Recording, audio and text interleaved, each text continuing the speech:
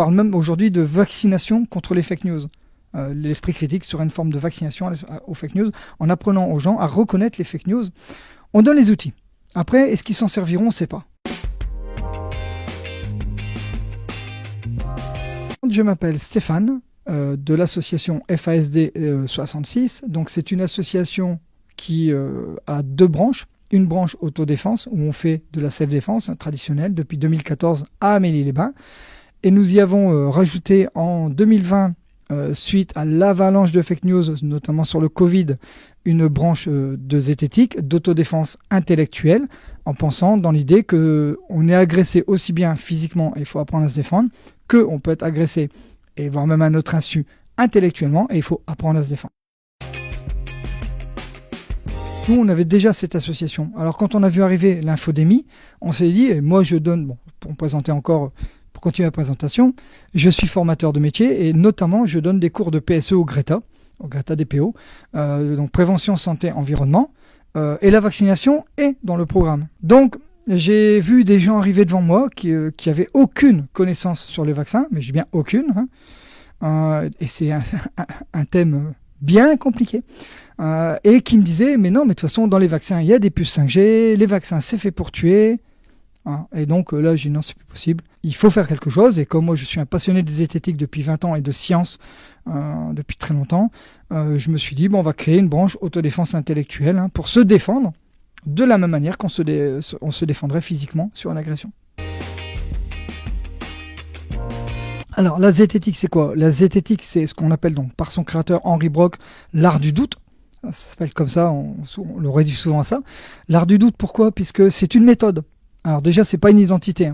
Donc, faut pas dire les zététiciens, c'est beaucoup plus compliqué que ça. C'est une méthode, une boîte à outils. Et dans cette boîte à outils, on va donner à la fois des principes et des outils.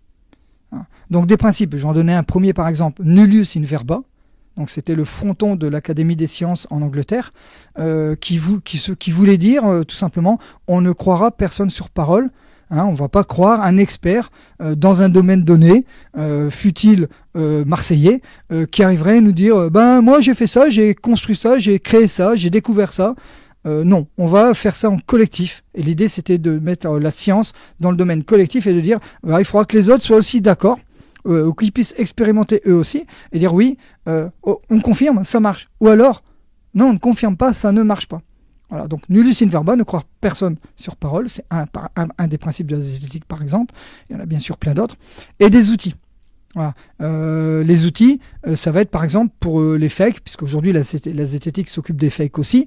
Les fakes, ça va être comment vérifier une image, par exemple, comment vérifier une information, comment remonter à la source de l'information. Donc tous les outils dont on a déjà parlé ensemble, qu'est-ce que l'effet de cadrage, qu'est-ce que la décontextualisation, est-ce que l'info elle est d'aujourd'hui ou est-ce qu'elle a 10 ans on sait bien que sur les réseaux sociaux, les infos, ce qu'on appelle nous les marronniers, ce qui revient tous les ans, je pense notamment à la plus connue sur Facebook, avec la confidentialité des photos, qui revient tous les ans, en permanence. Voilà. Et c'est un fake. Vous avez un compte Facebook, vous avez validé les règles vous avez souscrit aux règles d'utilisation. Donc faire un post en disant je n'accepte pas que Facebook, ça ne sert à rien. Et le problème en fait, c'est que déjà on a un cerveau qui est extrêmement faillible. Alors j'aime bien mettre extrêmement devant parce qu'il n'est pas que faillible, il est extrêmement faillible. Alors il est extrêmement faillible sur ces sujets-là, attention, entendons bien. Notre cerveau, il a une vocation à la base qui n'est juste que de entretenir notre lien social, puisqu'on est, nous sommes des animaux sociaux, on vit en société, donc il doit entretenir ça, donc il est très bien formaté par exemple pour reconnaître des visages, des émotions. Alors nous on joue souvent là-dessus dans nos formations, avec les photos on reconnaît des visages là où il n'y en a pas, et des émotions là où il n'y en a pas, parce que notre cerveau est formaté pour ça. Et notre survie. Ce qui l'intéresse plus, c'est notre survie, plutôt que de savoir si Vladimir Poutine a vraiment serré la main de Macron ou pas dans une cérémonie. Bon, c'est un fake, bien sûr. Ça a été coupé, mais il a bien serré la main de Macron. Donc, je parle de ce fake qui a été retweeté, qui a été viral, qui a été retweeté, qui a été partagé sur Facebook, sur tous les réseaux sociaux. à ce moment-là, le cerveau ne se pose pas la question de savoir si c'est vrai ou pas, à moins qu'on est dans le milieu et que nous, voilà, ou comme vous, journalistes, vous devez vous poser la question de savoir si l'info est vraie avant de la partager. Mais si on n'est pas formaté à ça, si on ne s'éduque pas à le faire, on ne sait pas ce qui arrive. En plus, ça joue sur les émotions. Les émotions, c'est aussi très important pour nos liens sociaux. Donc l'idée, c'est de faire réagir nos émotions, solliciter notre pensée rapide, réagir par instinct, intuitivement, on peut dire, et de partager. C'est la base même des fakes. Justement, c'est la question qu'on s'est posée. Et on pense que la zététique est une bonne manière. Alors, c'est pas objectif, puisqu'on se réclame de la zététique. Donc, il y a sûrement plein d'autres manières. Il y en a qui se réclament pas de la zététique, qui font de la diffusion de l'esprit critique simplement, la vulgarisation de la science, puisque ça en fait partie. Tout ça, c'est les branches d'un même endroit. La zététique, on a tendance à dire que c'est une branche de l'esprit critique. Voilà. On pense, nous, que la zététique est un bon outil pour ça, puisque justement, entre ces principes et ces outils, on pense qu'aujourd'hui, elle s'est affûtée, puisqu'à la base, elle a été faite par Henry Brock, qui était physicien, justement à destination du paranormal, de l'ésotérisme. Donc ils ont beaucoup travaillé là-dessus. Contrairement à ce que pense l'imaginaire collectif, on pense souvent que les sciences ne sont pas intéressées aux voyances, au magisme en général. C'est complètement faux. Il y a des tas d'études qui ont été faites, et depuis très longtemps, sur les magismes, sur la radiesthésie, etc. C'est juste que ceux qui sont partisans de ces domaines-là, effectivement, n'en tiennent pas compte, biais de confirmation aidant. Ils vont plutôt là où les gens disent si ça marche. Bon. Donc la zététique, à la base, a été faite pour ça, mais elle a suivi une évolution. Et cette évolution, ça a été justement avec la montée des réseaux sociaux, et notamment l'arrivée d'Internet, puisque moi j'ai connu la zététique avant Internet, où on n'avait que les livres. Ensuite, on a eu les mails, on recevait des mails avec des forums, où on nous invitait à aller voir des articles dans des forums, et puis il y a eu après les réseaux sociaux. Et là, c'était une autre dimension. Voilà. Je me rappelle, moi, que les premiers zététiciens qui sont arrivés sur YouTube, en 2014, je pense à Tranchambier, etc. Enfin, les premiers qui sont arrivés vraiment sur le YouTube Game, comme nous on dit, sont arrivés sur YouTube parce qu'il y avait une catastrophe sur YouTube de désinformation. Et qu'on rencontre aujourd'hui chez TikTok, par exemple. Voilà. Donc on commence à voir aujourd'hui des gens de diffusion de l'esprit critique, zététiciens, vulgarisateurs de la science, blabla, qui vont investir TikTok justement pour essayer d'équilibrer ça. Voilà. Donc sur YouTube, je pense que le travail a été un peu fait. On peut retrouver des bons contenus sur YouTube, mais maintenant il y a l'essor des autres réseaux sociaux comme TikTok où on l'a pas vu arriver. Les jeunes sont très pris par TikTok, ils ont déserté les Facebook, etc. C'est pour les vieux cons comme moi. Ils sont plutôt maintenant sur TikTok. Il faudrait investir TikTok. Il y en a qui commencent à le faire. Mais oui, sur TikTok, on retrouve tous les magismes, toutes les théories du complot. Et elles ont un énorme succès à cause des algorithmes de ces réseaux. Tout à fait. Donc, on intervient à différents niveaux. Déjà, on va là où on nous demande de faire des ateliers. On les fait gratuitement. Je l'avais déjà expliqué. On intervient gratuitement parce on travaille tous. Alors déjà, quand je dis j'aimerais faire un petit coucou à Cyril qui malheureusement a dû décliner le rendez-vous aujourd'hui. Il devait être avec moi. Il n'a pas pu venir. Je fais un coucou aussi à Elona et Amandine qui font partie des intervenants. Donc, nous sommes intervenus déjà dans des écoles où nous avons fait 2 lycées où on a fait des ateliers sur les fake news et un collège où on a fait une intervention sur les théories du complot. C'était la demande. Là, nous avons un accord avec le BIGE. On a un partenariat avec le BIGE, qui gère les piges, etc. Nous avons un partenariat avec le BIGE. Nous avons fait des journées avec eux. Notamment à Cabestany, ils avaient fait une journée du numérique où on a tenu un stand sur les fake news dans les jeux vidéo. Donc on avait contextualisé aux jeux vidéo pour toucher les jeunes et parler d'esprit critique avec eux.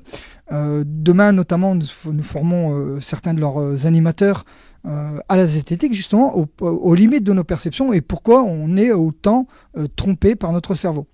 Meilleur ami, meilleur ennemi, il est les deux à la fois. Voilà. Et on pense vraiment que diffuser l'esprit critique dans des ateliers, ça aide. Il y a eu des travaux là-dessus d'ailleurs. On parle même aujourd'hui de vaccination contre les fake news. L'esprit critique serait une forme de vaccination aux fake news en apprenant aux gens à reconnaître les fake news. On donne les outils. Après, est-ce qu'ils s'en serviront? On ne sait pas. Voilà. Et on sait bien que sur 20 personnes qu'on a formées, la réalité, c'est qu'il n'y en a pas 20 qui vont commencer à remettre en question toutes leurs croyances, toutes les idées reçues qu'il pouvait y avoir. On le sait bien. Mais des fois, on touche une corde sensible et la personne se remet vraiment en question. Et en tout cas, elle commence à ouvrir les yeux sur certaines choses. Et comme on baigne dans un monde de désinformation, de marketing, les pubs, c'est jamais rien d'autre que de jouer avec notre cerveau. Les pubs jouent avec notre cerveau et on est inondé de pubs, sous toutes les formes. Mais il n'y a pas que, il y a des réseaux aussi. Il y a des réseaux qui en jouent. Les dérives sectaires, c'est des réseaux. Voilà, des réseaux qui ont beaucoup de moyens. On ne voit pas où ils sont parce que c'est pas indiqué. Il n'est pas marqué attention, danger, secte. Voilà. C'est plutôt venez ici, il y a du bien-être. Venez ici, prenez soin de votre santé. Attention aux médicaments. C'est plutôt ce discours-là. Et il faut pouvoir avoir les outils. Comme pour analyser une image où on peut chercher derrière si elle a été retravaillée, etc. On doit pouvoir aussi être soumis demain à voir des choses dans la vie de tous les jours et se dire oula, cet appel-là, c'est naturel. Ce qu'on appelle donc l'argument, les arguments fallacieux en font partie d'ailleurs des outils de la zététique. L'appel au naturel est un argument fallacieux parce que y a des choses qui sont naturelles et qui tuent. Voilà. Donc ça ne veut rien dire de dire prenez ça, c'est naturel. Voilà, c'est un autre exemple. Je cherchais un exemple d'outil tout à l'heure, mais voilà un outil qu'on utilise nous aussi, qu'on apprend. Et apprendre ça aux gens, de dire attention, si on te dit oui, prends ça parce que c'est naturel, est-ce que l'argument est valable? Et on apprend à creuser cette idée et à se dire ok, bon qu'est-ce que la personne entend par ça? Quelle prétention elle donne justement à son produit? Est-ce que c'est pas purement du marketing? Voilà, et on pense que si on a les outils et qu'on a les principes, on est mieux armé. Après, encore une fois, je suis pas objectif puisqu'on a un cours de self-défense, que je suis zététicien, donc c'est pas objectif. Mais quand on est prof de self-défense, on se dit et on aime à se dire que si on apprend aux gens à se défendre et à se protéger, voire même, puisque un des premiers principes qu'on apprend quand même, c'est de fuir, c'est pas de faire le combat. C'est le premier principe, d'ailleurs c'est la devise de notre club, fuyez si vous le pouvez, sinon défendez-vous. C'est très clair, on fait pas des combattants. Pour ça, oui, les gens ils vont faire du MMA, ils seront combattants. Moi, je ne forme pas des combattants, je forme des gens le plus aptes possible à sortir d'une situation. Si c'est en fuyant, eh ben tant mieux. L'intégrité physique compte plus qu'une démonstration d'une technique. Et on fait le parallèle avec l'autodéfense intellectuelle, où on dit aux gens, moi quand j'ai des gens qui me disent, je m'en fous, je regarde pas les infos, je m'en fous, je vais pas sur les réseaux sociaux, je dis tant mieux. Quelque part, vous appliquez le premier principe, à savoir, je réduis mon exposition à toutes ces choses-là, sachant que comme on baigne dans la désinformation, dans le faux, dans les arguments fallacieux, dans le marketing, on baigne vraiment dans toutes les phases de tout ça, c'est quasi impossible. Alors, il y a plein de chaînes de zététique qu'on peut retrouver en ligne. Si on veut faire une démarche personnelle, et moi c'est ce que je recommande, on peut faire une démarche personnelle d'ouverture de son esprit à l'esprit critique. Alors, si c'est des profs, bien sûr, je leur conseillerais plutôt d'aller vers les universitaires qui font de la promotion de l'esprit critique. Il y a aussi la règle de Toulouse, tous les ans. Les rencontres de l'esprit critique à Toulouse, auxquelles on était invité d'ailleurs à tenir un stand cette année, c'était en avril. Il y a les REC, donc, où on va avoir des tas de conférences, etc. Il n'y a pas trop d'événements à l'échelle malheureusement locale. Ça, c'est vraiment le plus gros événement dans le milieu francophone. Il n'y a pas trop d'événements locaux, mais on espère que ça va changer. Et c'est d'ailleurs la volonté de Willy qui crée la REC, qui est le créateur de la REC et qui dit mais faites ça dans vos régions, etc. Ici, en tout cas, à l'échelle locale, sur la région, vous avez le cercle zététique du Languedoc-Roussillon qui est à Montpellier. Ici, sur le département, il n'y a que nous, malheureusement. Il faut se contenter de nous. Il y a FASDZ66, donc on a une page Facebook, on a une chaîne YouTube qui s'appelle Débat à l'instant réflexion, qu'on alimente très peu parce qu'on favorise, nous, l'action en réel. Voilà. Donc on fait des ateliers, on propose des ateliers gratuitement d'esprit critique, de lutte contre les fake news et de tous ces outils-là qu'on revendique dans la zététique étant les meilleurs outils pour faire face au bullshit continu et total auquel on est soumis en permanence. Et ce, d'où qu'ils viennent.